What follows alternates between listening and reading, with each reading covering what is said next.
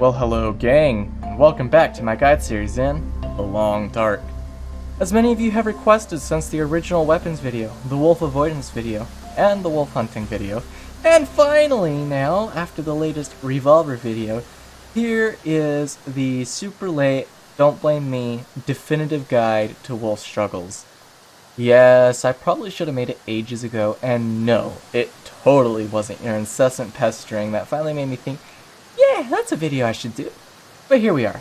So, wolf struggles. They are something that must be desperately avoided at all costs, but are inherently inevitable.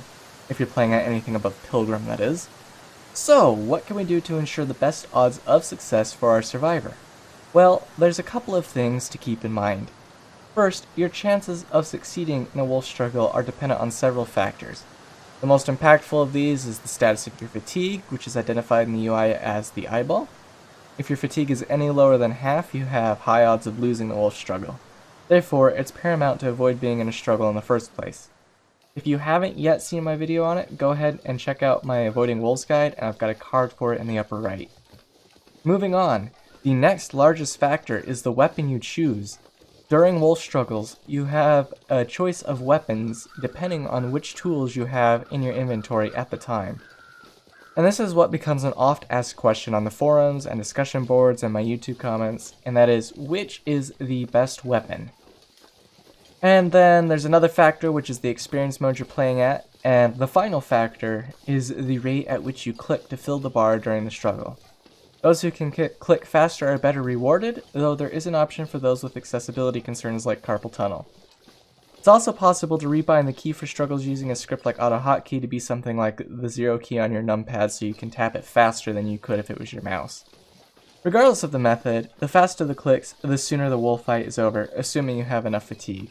However, even an auto-clicker probably can't click fast enough if you're completely out of fatigue and in a drained state. Alright, now that we have that out of the way, the question becomes, which weapon do you pick for a wolf struggle? And this is actually a partially subjective question, as it depends on your primary goal in the struggle. If your goal is to wound the wolf and then exit the struggle, you'll need to pick a weapon capable of that. If your primary goal is simply to exit the struggle and run away, then a weapon that doesn't deal bleed damage may be more up your alley. Let's have a look at the weapons, and I'll show you how they work out. So, there are two categories of weapons when it comes to wolf struggles, as I mentioned above. Ones that deal bleed, and ones that don't, or ones that simply scare. We're going to have a look at those first. In this category, we currently only really have two, the heavy hammer and the prybar. When you select these in a wolf struggle, your survivor will use them until the wolf is beaten off of you. It is possible for these weapons to kill a wolf, though that is very rare. They also don't deal bleed damage, so once you've scared the wolf away, he isn't going to die of his injuries. These weapons are supposed to be the fastest at ending a wolf struggle, but in my testing and experience that isn't always the case, due to RNG and the variability of fatigue, etc. The prybar does okay in struggles, but it's not the greatest choice because its effectiveness dissipates very quickly with your level of fatigue. This makes it a passable choice, especially if it's your only choice, if you're well rested, but if you're not, you're likely in for a rough time. Now, the hammer is a wild card of a weapon. It's heavy, so it takes a while to get some use out of it. However, it is quite possibly the singular best weapon for wolf struggles if your goal is to simply end them. For starters, while it takes a bit of time for it to scare the wolf, it has two qualities I've discovered in heavy testing that make it a go-to for me in interloper runs. These qualities are a significant chance, somewhere in the neighborhood of 33 to 45%. It's kind of hard to nail it down, as testing is inherently variable. You can't just create a closed system and repeatedly test. But anyway, somewhere in the neighborhood of 33 to 45% to instantly scare the wolf off at any early part of the struggle, and a smaller chance, roughly 5 to 10%, to instantly kill the wolf at any point in the struggle. It doesn't appear to suffer from the same fatigue scaling as the prybar, but keep in mind it is a heavy item and this does affect its overall functionality in a struggle, barring its qualities. And again, this is also dependent on your fatigue. So, moving on to the damage dealing category, we have the knife, the hatchet, their improvised versions, and the revolver. The improvised versions do the same job as the normal ones, but at a slightly reduced effectiveness. The knife guarantees a kill, essentially. In all my playthroughs and all the heavy testing I've done, every time I've used the knife, the wolf has died afterwards. However, this is a caveat because in all my playthroughs that I've used the knife and not died from using it, I've been at a relatively high fatigue level. So it is inherently possible that it may not deal bleed damage, but potentially still scare a wolf.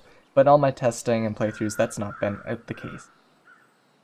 However, that being said, the knife doesn't necessarily get the wolf off you quickly. He's a hungry boy and is willing to take a stab or two before changing his mind. This means struggles where you pick the knife can, and often, drag out a little bit longer than with the other weapons. Keep this in mind if you're low on condition when entering a struggle.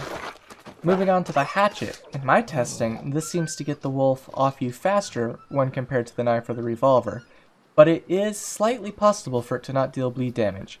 This outcome is pretty rare, however. Most of the time, you'll also have a dead wolf, but he might take a bit longer to bleed out, which means if you wanted to strip his carcass for items, tracking him down may be a bit of a problem.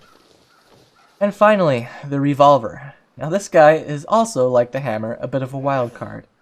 It essentially works in the same fashion as the hammer or prybar as a scaring weapon. However, it is possible for it to be fired at the wolf and potentially hit it. This chance increases with the revolver's skill, making it currently the only weapon in the game to level up with use in both standard function, when you're using it for hunting and personal defense, and when you're in wolf struggles. The higher your level, the higher your odds of getting a shot off and it hitting. If you manage to get a shot off, it does scare the wolf immediately if it doesn't hit it. And if it does hit it, it will likely kill it instantly, though there are times it doesn't and the wolf runs off but will bleed out. Otherwise, the revolver is just used to smack the wolf in the head until he gets bored of you, or you die. Functionally, the revolver is worse in this aspect than the prybar or hammer. Because of this, I'd highly caution against its use in a wolf struggle until you have reached level 3 or higher in its skill. So, that's an overview of the weapons you can use in a wolf struggle and what their purposes are, and how they end up panning out. I've done extensive testing to come to these conclusions, and not just anecdotal evidence drawn over my courses of playthroughs. I've actually taken the time to repeatedly go in, time the events, see what my condition level was at, and how long, the wolf took, the wolf struggle took, depending on your fatigue levels. It is possible for one weapon to perform worse or better than another that is typically considered to be in a different position and stack either better or worse than, due to the amount of randomness and variables involved in each potential wolf struggle. The best course of action is to never get involved in one. But if that's not possible, and it most certainly in just about every run is not, pick the best available weapon from the category you're interested in, scare or deal damage. As a final note, there is the option to use your bare fist. This option is bottom line the worst, and most struggles using this option end in death, even if you're at full health and fatigue. Though this does vary a bit depending on the experience mode you're playing on, and it's thoroughly possible to get a bit lucky and still scare a wolf off. But that is not a very likely option to occur. Anyway, that's wolf struggles and the weapons you can use in them. And the best way to do a wolf struggle is just to click as fast as you possibly can. I hope this guide has helped you. If you have any other concerns or thoughts or ideas for future guides, go ahead and leave those in the comments below. As always, I've been Lonelywolf. I hope you guys did enjoy. Stay safe and stay warm out there.